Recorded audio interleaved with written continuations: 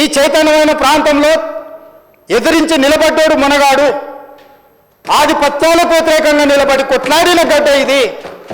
ఈ సంస్కృతిని మొత్తం సర్వనాశనం చేసి ఒక విష సంస్కృతిని నోటికొచ్చింది మాట్లాడి వాటిని పోస్టు చేయించి ఏం పైశాచిక ఆనందం అని నేను అడుగుతున్నా అధ్యక్ష.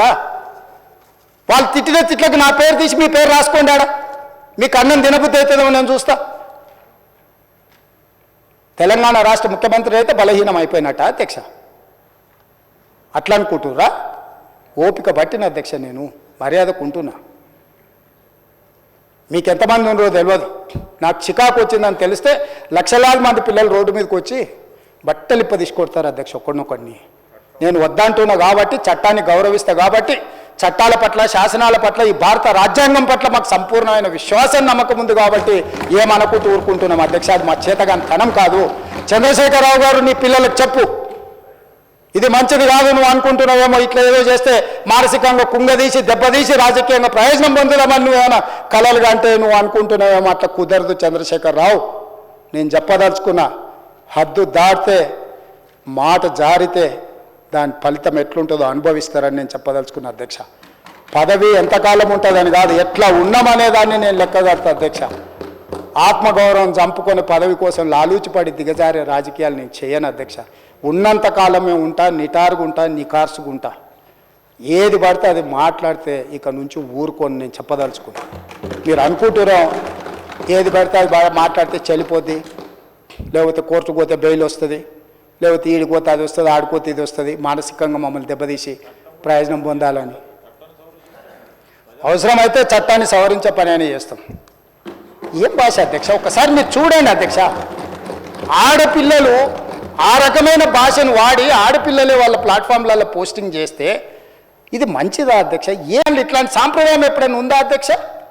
తెలంగాణ ఉద్యమ సందర్భంలో కూడా అంత పెద్ద ఎత్తున భావోద్వేగాలు ఉన్నప్పుడు కూడా ఇలాంటి భాషా ప్రయోగం జరగలేదు అధ్యక్ష. ఇదెక్కడి వింత పోకడలు, పైశాచిక ఆనందం అధ్యక్ష? వీటిని క్షమించే సమస్యనే లేదు అధ్యక్ష. నేను స్పష్టంగా చెప్పదలుచుకున్నా. చంద్రశేఖరరావు గారు వినండి, మీ పిల్లలకు బుద్ధి చెప్పండి. ఇలాంటి సాంప్రదాయం సంస్కృతి భవిష్యత్ తరాలకు ఇవ్వదలుచుకోలేదు. దీన్ని ఇక్కడనే పాతరేయదలుచుకున్నా. ఉప్పు పాతరేస్తే ఇట్లాంటి సంస్కృతిని మీరు ప్రోత్సహిస్తే ఎవరిని వదలను.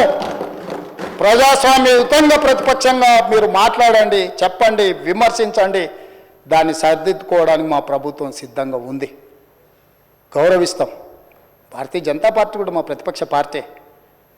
వాళ్ళ కేంద్రంలో అధికారంలో ఉండరు. ఆ అధికారాన్ని మన రాష్ట్రానికి ఉపయోగించేదానికి చేస్తున్నాం. అందుకే అధ్యక్ష, తమరు కూడా అక్కడి నుంచి ఆదేశాలు ఇవ్వండి. దీని మీద చర్చ జరగాలి. మీడియా మిత్రులకు కూడా నేను అడుగుతున్నా, మీ సంఘాలు ఏవైతున్నాయో సంఘాల నాయకులను కూడా అడుగుతున్నా, ఎవరో జర్నలిస్టులు లిస్ట్ ఇవ్వండి. జర్నలిస్ట్ అనే పదానికి డెఫినేషన్ ఏందో ఇవ్వండి, ఆ లిస్ట్ ఇవ్వండి. ఆ లిస్టులో ఉన్నోళ్ళు ఇట్లా తప్పు చేస్తే ఏం శిక్షిస్తారో మీరు నిర్ణయించండి. ఆ లిస్టులో లేనోడు జర్నలిస్ట్ కాడు. జర్నలిస్టు కానోడిని క్రిమినల్ కిందనే చూస్తాము. ఆ క్రిమినల్స్ని ఎట్లా జవాబు చెప్పాలనో గట్లనే చెప్తాం. ముసుగేసుకొని వస్తే ముసుగు ఊడవీకి బట్టలు గుడ్డలు ఊడదీసి కొడతా అని చెప్తున్నా. నేను తమాషా చేయొద్దు. నేను కూడా మనిషిని, నాకు చీమునెత్తురు ఉంది.